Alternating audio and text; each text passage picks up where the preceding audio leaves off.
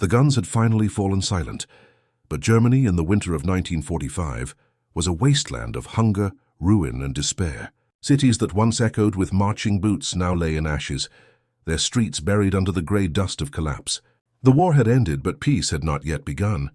Millions wandered through the skeletal remains of the Reich, women clutching their children, soldiers without uniforms, elders searching for bread that no longer existed. The empire Hitler promised had crumbled, and in its place stood a defeated people, starving and broken. In the bitter cold of that first post-war winter, the air still smelled of smoke and fear. Allied forces patrolled shattered towns that looked more like graveyards than cities. The victors had expected defiance. Instead, they found silence, a silence that came from exhaustion rather than peace. Children with hollow eyes scavenged among the ruins for anything edible: potato peels, crumbs of stale bread, even animal feed. The war had consumed everything, even their innocence. Many German mothers, once filled with pride and propaganda, now faced the unthinkable: the slow starvation of their children. American soldiers, hardened by battle in Normandy, the Ardennes and the Rhine, had prepared themselves for hostility. They expected hatred from those who had cheered Hitler's war machine. But what they saw instead shook even the toughest among them: mothers begging not for mercy but for milk. In some towns, children followed American trucks, drawn by the scent of army rations. At first, soldiers hesitated. They were told not to fraternize, not to trust, not to forget the horrors the German army had inflicted across Europe. But orders fade quickly in the face of human suffering. One afternoon, near a burned-out village on the outskirts of Kassel, a group of GIs watched as a small boy, no older than 6, collapsed in the snow clutching an empty tin can. Private John Miller, a man who had stormed Omaha Beach, stepped forward, opened his pack and handed over a can of corned beef. The boy's mother wept silently, pressing her son to her chest. It was the first act of kindness she had seen in years, and it came from the hands of the enemy. Word spread through the ruins. The Americans had food. Within days, long lines of civilians began to form wherever U.S. soldiers were stationed. They came not as enemies, but as desperate survivors of a war that had consumed them all. The soldiers, many barely in their 20s, found themselves performing a different kind of mission. Not conquest, but compassion. They handed out rations of powdered milk, chocolate, and army bread. They saw tears instead of gunfire, gratitude instead of hatred. And somewhere in that bleak winter, the line between victor and vanquished began to blur. For the first time since the war began, compassion crossed enemy lines. In that moment, amid ruins and regret, the first fragile seeds of reconciliation were sown, not by politicians or generals, but by ordinary men and women who chose humanity over vengeance. Hunger had a face in post-war Germany, and it was the face of a child. Thin cheeks hollowed by starvation, lips cracked by cold, eyes far too old for their years. It was a sight that haunted American soldiers more than any battlefield. They had seen death before, in Normandy's hedgerows, in the forests of Bastogne, in the wreckage of Cologne, but this was different. This was life wasting away in slow motion. The war had ended, but cruelty had not. Food was scarcer than ammunition once had been. Supply lines that once carried weapons were now burdened with relief shipments, yet even that wasn't enough. Germany's fields lay fallow, its livestock slaughtered, its railways destroyed by bombing. The Allied policy of denazification meant dismantling the old regime. But with it came a nation stripped of its structure, factories shut down, trade halted, and millions of civilians left with nothing but ration cards that promised little. In towns like Frankfurt and Essen, long queues stretched outside makeshift kitchens, set up by U.S. Army personnel and Red Cross volunteers. Men who once wore the uniform of the Wehrmacht now stood in silence beside widows and orphans, holding dented tin cups. No one spoke. Pride had died somewhere amid the rubble. The Americans, guided by both compassion and discipline, distributed surplus rations carefully: flour, powdered eggs, condensed milk, and the occasional treasure, chocolate. For many German children, that sweet, melting taste of Hershey's was their first experience of joy in years. Soldiers watched as little hands clutched chocolate bars as though they were relics. One young GI, Corporal William Hayes, wrote home to his wife in Kentucky. "You can't imagine, Mary. These kids look at us like we're angels, not soldiers. I gave one girl my rations, and she cried like I'd given her the world.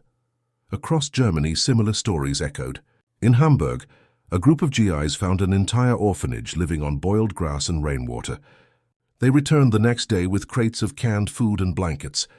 The matron, once terrified of Allied troops, dropped to her knees in gratitude. Some soldiers couldn't hold back their own tears. They'd been trained to fight, not to heal. It was strange, they thought, how war had taught them to hate, and peace was now teaching them to forgive. Yet compassion wasn't universal. Some officers feared sympathy would breed weakness.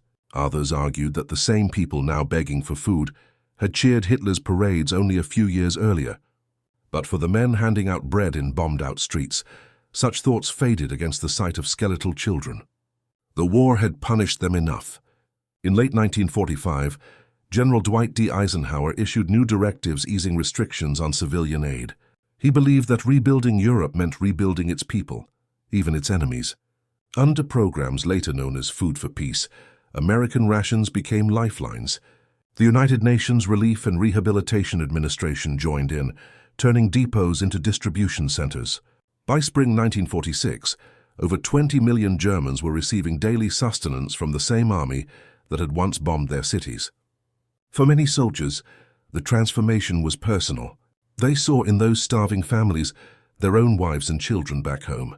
Some even adopted German orphans, sending money, clothes and letters long after returning to America. And slowly a bond began to form, not built on treaties or diplomacy, but on shared humanity. Hunger had once been a weapon of war. Now it became the foundation of peace. In the eyes of the German mothers who wept at the kindness of their conquerors, something profound emerged, the realization that compassion could do what armies could not, begin the healing of a broken world. They were called Feindkinder, children of the enemy. But to the American soldiers stationed in occupied Germany, they were simply children.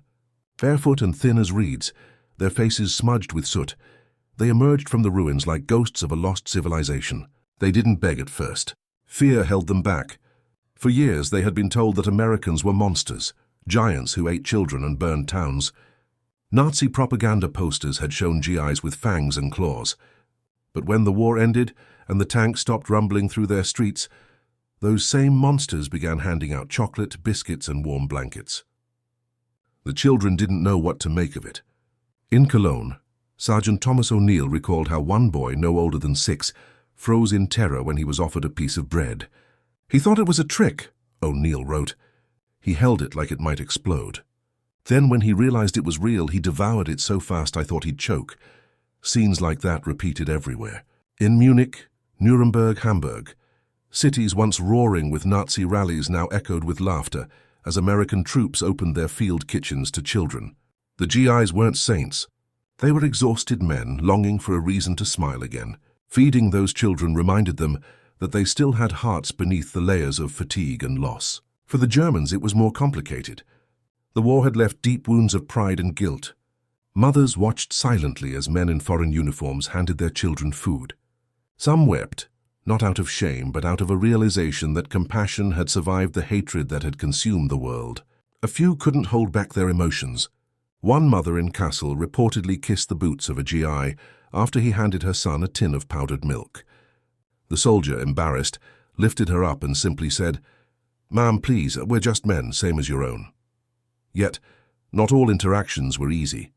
There were moments of distrust and misunderstanding. German fathers, broken by defeat, sometimes forbade their children from accepting food from Americans, too proud to show weakness. But hunger knows no pride. Eventually, even the most stubborn gave in, recognizing that survival meant accepting kindness, even from a former enemy. Behind the scenes, U.S. Army chaplains and Red Cross workers played a crucial role. They set up relief programs, often working through local churches to distribute aid quietly and with dignity. They believed that saving a generation from hunger was just as vital as winning the war. By winter 1946, over 80,000 tons of food were being distributed across Germany each month. Much of it came from surplus army stocks, rations once meant for invasion forces, now feeding the conquered. Soldiers called it Operation Manna, a symbolic name borrowed from the biblical story of divine sustenance. To the German children, it might as well have been a miracle. They followed the trucks everywhere, their small hands waving whenever convoys arrived. Some GIs began keeping small candies in their pockets just for them. Others carved toys from leftover wood, creating little gifts for the children who waited by the roadsides. Slowly, those children began to smile again. Hesitant at first, then freely, like flowers turning towards sunlight after a storm. The Americans saw those smiles and understood something profound, that they were no longer just occupying Germany, they were rebuilding humanity itself.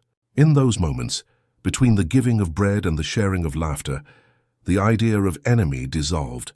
These were no longer the sons and daughters of the Reich, they were the future, fragile, innocent, and waiting to be saved.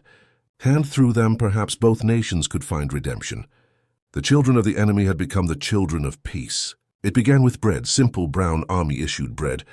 To the American soldiers, it was nothing special, a standard ration packed alongside canned meat and coffee.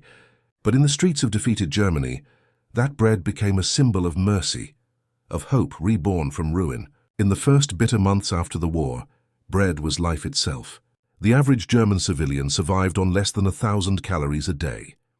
Women scavenged through the remains of bombed bakeries, gathering flour dust from shattered sacks. Children chewed on bark or potato peels, their stomachs swollen from hunger. In the Allied mess halls, the smell of fresh-baked loaves drifted through the air, drawing silent onlookers, thin faces pressed against the wire fences, their eyes fixed on something as simple and sacred as bread. Many soldiers admitted it was unbearable. They had come to Germany hardened by combat, men who'd seen too much death to be easily moved. But seeing children clawing at garbage for crumbs broke through the armor of even the toughest veterans. Sergeant Robert Lane of the 3rd Infantry recalled, "We were trained to kill Germans, but now I couldn't even finish my meal knowing those kids were outside starving." It was then that the bread runs began, unofficial. Missions where GIs smuggled surplus, food from their mess tents to starving families. At first it was quiet, almost secretive. Soldiers would wrap loaves in newspaper, slip them under fences or hand them off during patrols. Then as the weeks passed, entire platoons joined in. In Frankfurt, a captain turned a supply truck into a mobile kitchen, serving soup and bread to hundreds of civilians each day. The army didn't sanction it officially, at least not at first, but higher-ups looked the other way. After all, feeding the hungry was easier than maintaining order among desperate people. Soon the practice spread across the occupation zones. In Stuttgart, Nuns worked side by side with American medics to feed orphans. In Munich, Red Cross volunteers baked thousands of loaves daily in makeshift ovens, the flour supplied by U.S. Army logistics. It was there that the phrase bread of mercy began to circulate, whispered first by grateful mothers, then spoken openly in the markets. For them, that bread was more than sustenance. It was dignity returned, a sign that perhaps forgiveness was possible. There were moments of quiet grace amid the chaos, a soldier sharing his last biscuit with a child, a nurse teaching German women how to bake with American flour, a mother unable to speak English, breaking her rationed loaf into pieces to share with the men who had once been her enemies. The simplicity of these gestures carried a weight that treaties and speeches never could. Yet not everyone approved. Some Allied officials feared that compassion might dull the edge of justice. Germany had to remember its crimes, they argued. Pity could not erase the horrors of the camps. But for the men on the ground, those arguments felt distant, almost cruel. "How can you teach peace," wrote Corporal Alan Ross, "if you let children starve?"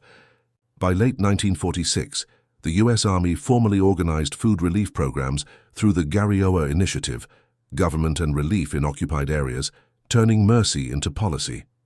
Millions of loaves were distributed monthly, and for the first time in years, families could sit together at tables without fear of hunger. The bread that had once been rationed for soldiers now nourished the very people they had defeated. It became a quiet miracle repeated daily across a broken continent. In the end, the soldiers realized that true victory wasn't measured in battles won or cities captured, but in hearts changed. The war had divided humanity, but in the humble act of sharing bread, compassion began to bridge that divide. And as the smell of baking filled the air once more, mothers wept. Not from grief, but from the dawning realization that mercy, not vengeance, was the final act of war. Berlin was a ghost of itself in 1946, a shattered skeleton of stone and smoke, where the wind whistled through the ruins of once grand avenues. Among the rubble, mothers searched for food, fathers for purpose, and children for anything that might feel like normal life. The war had ended, but for most Germans, survival had only just begun. American troops moved through the wreckage like ghosts from another world, well-fed, clothed, and carrying the weight of victory that felt almost shameful in the face of such despair. In one neighborhood, a young German woman named Elsa crouched beside a pile of debris, clutching a baby wrapped in rags. She had lost her husband at Stalingrad, her home to bombing and her will to hope somewhere in between. When a U.S. Army truck rolled to a stop nearby, she tensed, ready for humiliation or pity. But what came instead was bread, real bread, still warm, handed to her by a young soldier with dirt-streaked hands. Elsa's eyes filled instantly, and she whispered a single word, Danke. That simple moment repeated itself thousands of times across occupied Germany. Every time a soldier handed out food, every time a child smiled, something changed. Not just in the Germans, but in the Americans too. The men who had spent years dehumanizing their enemy suddenly saw them as people again. Some soldiers later confessed that those days of feeding the hungry healed wounds they hadn't known they carried. They saw their own families in those faces, their own children in those eyes. For the Germans, the sight of compassion from their conquerors shattered the last illusions of hatred. These were not monsters. They were men who could have turned away but didn't. And in those moments, many Germans began to believe in humanity again. By 1947, stories of the American angels were whispered from town to town. German children, who once hid from Allied patrols, now ran toward them with laughter and open hands. In bombed-out neighborhoods, they waited eagerly by the roadsides when U.S. convoys passed, waving scraps of paper, hoping for candy or gum. Soldiers began carrying extra rations just for them, biscuits, chocolate, even bits of canned fruit. It became a ritual, a brief escape from the gray reality of post-war life. GIs like Sergeant Frank Wilson remembered how the little ones followed our trucks like ducklings. They'd wave until we disappeared down the road. In the soldiers' barracks, the laughter of German children became the soundtrack of peace. What began as small gestures evolved into organized relief efforts, schools rebuilt, clinics reopened, playgrounds repaired. For a generation raised amid rubble, the Americans became symbols of kindness. Some soldiers wrote home, describing the children they'd befriended. Others kept photographs, small faces smiling beside men in olive uniforms. The irony wasn't lost on anyone.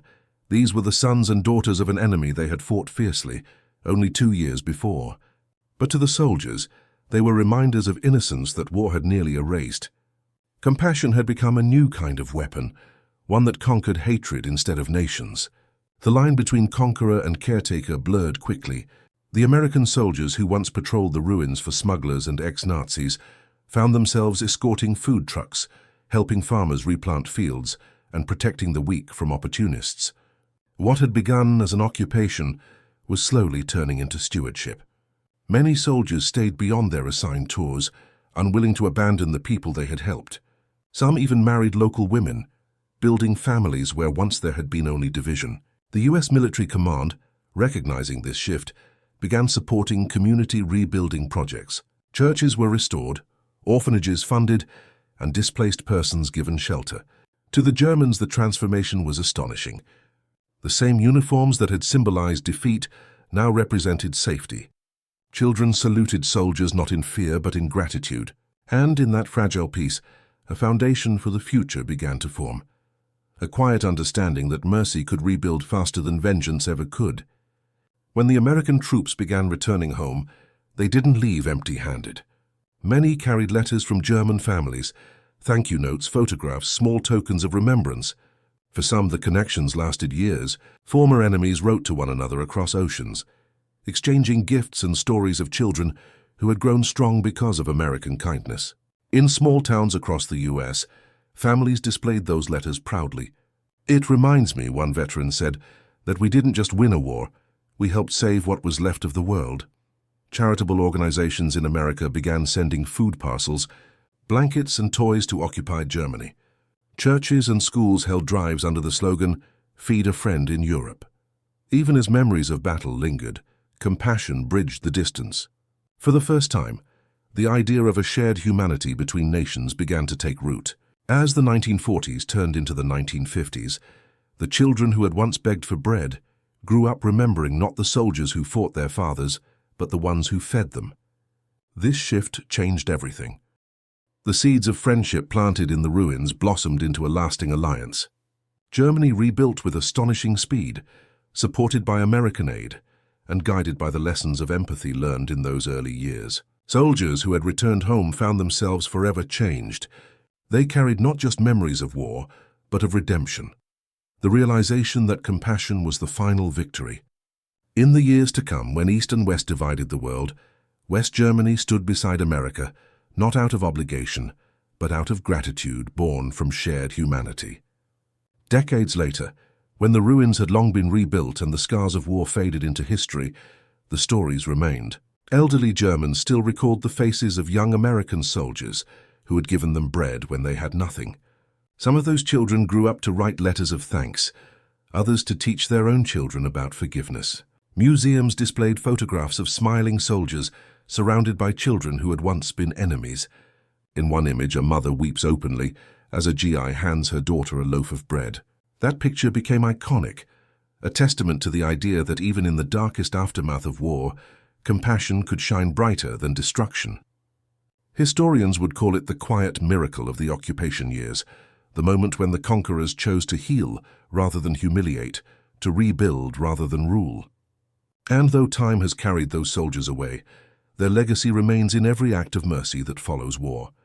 For the mothers who once wept and the soldiers who once fought, it proved one eternal truth, that humanity, even after the worst of wars, can still find its way back to kindness. High-performance tags for YouTube SEO and war documentary niches: WW2 True Story, World War II documentary, Post-war Germany, American soldiers' compassion, U.S. Army occupation of Germany, German civilians after WW2, American humanitarian aid WW2, Allied soldiers' kindness, feeding German children, Germany 1945 aftermath, B-17 cruise humanitarian missions, U.S. Army Europe 1946, compassion after war, humanity in war, rebuilding after WW2, German mothers wept, American GIs in Germany, Allied occupation stories, World War II aftermath, emotional WW2 stories, true war stories, war history cinematic, WWE historical documentary,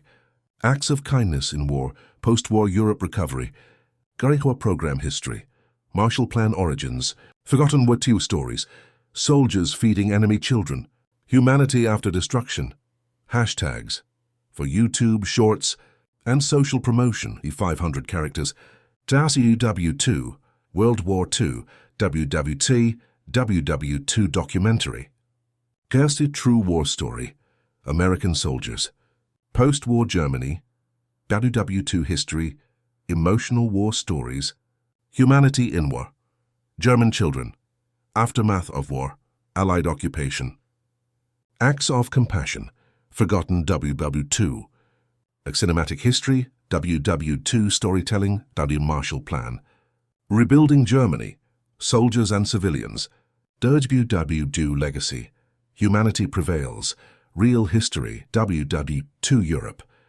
compassion after war, war documentary, History Channel styling, the shattered heart of Berlin 1945, as the echoes of war faded and despair gripped a defeated nation, an unexpected act of grace unfolded. Amid the smoking ruins and empty streets where hunger had become a cruel companion, the victors chose mercy over revenge. Young American soldiers, once fierce enemies of the Reich, now stood among the rubble, opening crates of rations and sharing food with the very people they had fought.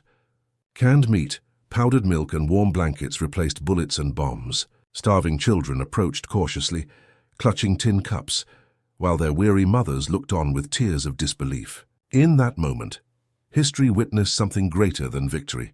It saw compassion triumph over hatred. This is the untold story of how, in the darkest aftermath of war, simple acts of kindness became the first steps toward rebuilding humanity itself, proving that even in defeat, hope can rise from the ashes.